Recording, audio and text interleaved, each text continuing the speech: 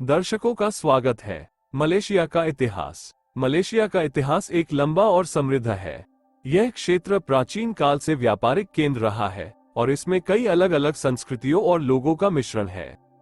प्राचीन काल। मलेशिया में मानव गतिविधि का सबसे पहला प्रमाण लगभग 40,000 साल पुराना है। इन शुरुआती लोगों ने शिकार और इकट्ठा करके अपना जीवन यापन किया। प्राचीन काल में मलेशिया में कई अलग अलग राज्य और साम्राज्य थे। इनमें से सबसे प्रसिद्ध लनकोसु का साम्राज्य था, जो पहली से छठी शताब्दी तक प्रायद्वीपीय मलेशिया में मौजूद था। लनकोसु का एक शक्तिशाली हिंदू बौद्ध साम्राज्य था, जिसका विस्तार दक्षिणी चीन सागर में भी हुआ था। मध्यकाल। मध्यकाल में मलेशिया में कई अलग अलग संस्कृतियों और लोगों का मिश्रण था। इस क्षेत्र में मुस्लिम व्यापारियों का आगमन हुआ, जिससे इस्लाम का प्रसार हुआ। मलेशिया में कई मुस्लिम राज्य स्थापित हुए, जिनमें से सबसे प्रसिद्ध मलक्का सल्तनत थी, जो 14वीं से 16वीं शताब्दी तक मौजूद थी। मलक्का सल्तनत एक शक्तिशाली व्यापारिक केंद्र थी और ये दक्षिण पूर्व एशिया में इस्लाम के प्रसार में महत्वपूर्ण भूमिका निभाए। यूरोपीय उपनिवेशवाद। 16वीं शताब्दी में यूरोपीय शक्तियों ने मलेशिया में अपनी उपस्थिति दर्ज कराई। पुर्तगाली, डच और ब्रिटिश सभी ने इस क्षेत्र में व्यापारिक उपनिवेश स्थापित किए। 19वीं शताब्दी के अंत तक ब्रिटिश साम्राज्य ने मलेशिया पर अपना नियंत्रण स्थापित कर लिया था। स्वतंत्रता। द्वितीय विश्व युद्ध के बाद मलेशिया में स्वतंत्रता आंदोलन तेज हो गया। 31 अगस्त 1957 को मलेशिया ब्रिटिश साम्राज्य से स्वतंत्र हो गया। आधुनिक काल। स्वतंत्रता के बाद मलेशिया ने एक लोकतांत्रिक गणराज्य के रूप में विकास किया है। यह एक समृद्ध और बहुसांस्कृतिक देश है और ये दक्षिण पूर्व एशिया में एक प्रमुख आर्थिक और राजनीतिक शक्ति। मलेशिया एक दक्षिण पूर्व एशियाई देश है जो मलय प्रायद्वीप और बोर्नियो द्वीप के उत्तरी भाग में स्थित है। यह एक बहुसांस्कृतिक और बहुजातीय देश है, जिसमें मलय, चीनी और भारतीय सबसे बड़े समुदाय हैं। मलेशिया एक लोकतांत्रिक संवैधानिक राजतंत्र है, जिसका राजा सत्ता का प्रतीक है। मलेशिया एक विकसित देश है, जिसमें एक मजबूत अर्थव्यवस्था और उच्च जीवन स्तर है।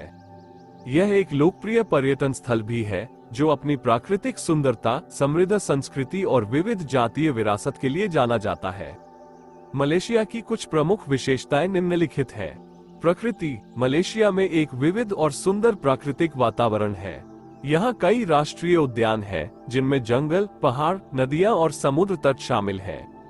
मलेशिया में कई दुर्लभ और विलुप्तप्राय प्रजातियां भी पाई जाती हैं। संस्कृति। मलेशिया एक बहुसांस्कृतिक देश है, जिसमें विभिन्न संस्कृतियों का मिश्रण है। मलेशिया में मलय, चीनी, भारतीय और अन्य समुदायों की अपनी अनूठी संस्कृति और परंपराएं हैं। पर्यटन। मलेशिया एक लोकप्रिय पर्यटन स्थल है। यहाँ कई ऐतिहासिक स्थल, प्राकृतिक आकर्षण और मनोरंजन विकल्प हैं। मलेशिया में आने वाले पर्यटकों में से अधिकांश सिंगापुर, चीन, इंडोनेशिया और भारत से आते हैं। मलेशिया एक खूबसूरत और जीवंत देश है, जो अपने निवासियों और पर्यटकों के लिए बहुत कुछ प्रदान करता है। यह एक ऐसा देश है जो आपको कभी निराश नहीं करेगा। यह एक प्रमुख आर्थिक शक्ति है और जीडीपी के आधार पर दुनिया के 33वें सबसे बड़े देश के रूप में रैंक करता है। मलेशिया ने हाल के वर्षों में काफी आर्थिक प्रगति की है और यह अब एक मध्यम आय वाला देश है। मलेशिया की आर्थिक प्रगति के कई कारक हैं। इनमें शामिल है प्राकृतिक संसाधनों की एक समृद्ध विविधता, जिसमें तेल, गैस, लकड़ी और खनिज शामिल है। एक मजबूत शिक्षा प्रणाली जो कुशल श्रम बल को जन्म देती है। एक खुली अर्थव्यवस्था जो विदेशी निवेश और व्यापार को प्रोत्साहित करती है। मलेशिया की आर्थिक प्रगति के कुछ विशिष्ट उदाहरणों में शामिल है तेल और गैस उत्पादन में वृद्धि, जिसने देश को एक प्रमुख निर्यातक बना दिया है। विनिर्माण उद्योग में विकास, जिसने रोजगार के अवसर पैदा किए हैं और अर्थव्यवस्था को अधिक विविध बनाया है। पर्यटन उद्योग में वृद्धि, जिसने देश को एक लोकप्रिय पर्यटन स्थल बना दिया है। मलेशिया की आर्थिक प्रगति ने देश के जीवन स्तर में सुधार किया है। गरीबी में कमी आई है और जीवन प्रत्याशा बढ़ी है। मलेशिया अब एक समृद्ध और विकसित देश है और यह भविष्य में भी अपनी आर्थिक प्रगति जारी रखने की उम्मीद है। मलेशिया की सीमा 3 देशों से लगती है। थाईलैंड। मलेशिया की उत्तरी सीमा थाईलैंड से लगती है। इस सीमा की लंबाई 646.5 किलोमीटर है। इंडोनेशिया। मलेशिया की पूर्वी सीमा इंडोनेशिया से लगती है। इस सीमा की लंबाई 2019.5 किलोमीटर है। सिंगापुर। मलेशिया की दक्षिणी सीमा सिंगापुर से लगती है। इस सीमा की लंबाई 22.2 किलोमीटर है। मलेशिया के उत्तरी और पूर्वी हिस्से मुख्य भूमि पर स्थित हैं, जबकि दक्षिणी हिस्सा मलय प्रायद्वीप के दक्षिणी छोर पर स्थित है। सिंगापुर मलय प्रायद्वीप के दक्षिणी तट पर स्थित एक द्वीप देश है।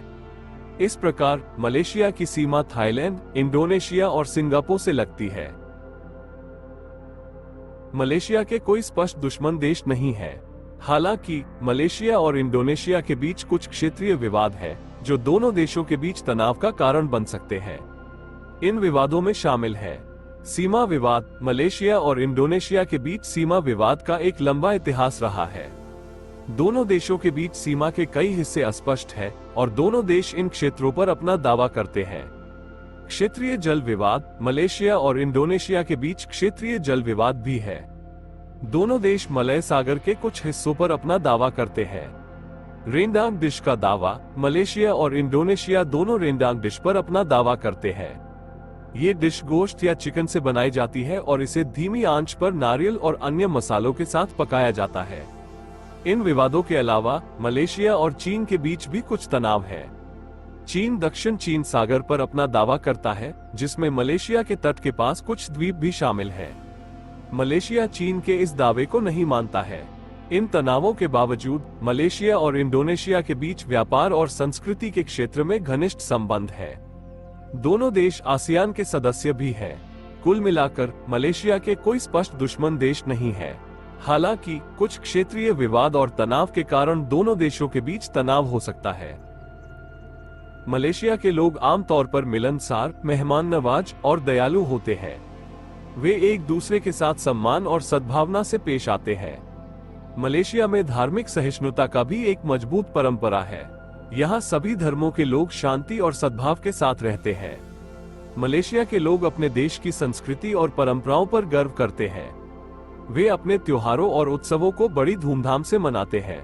मलेशिया में कई तरह के स्वादिष्ट व्यंजन भी मिलते हैं, जिनका आनंद हर कोई ले सकता है। कुल मिलाकर मलेशिया के लोग बहुत ही अच्छे लोग हैं। वे अपने देश और संस्कृति से प्यार करते हैं और वे हमेशा दूसरों की मदद करने के लिए तैयार रहते हैं। यहाँ मलेशिया के लोगों के कुछ प्रमुख गुण दिए गए हैं: मिलनसार और मेहमान नवाज, दयालु और उदार, धार्मिक सहिष्णु, अपने देश की संस्कृति और परंपराओं पर गर्व करने वाले, त्योहारों और उत्सवों को मनाने के लिए उत्सुक, अपने भोजन का आनंद लेने वाले।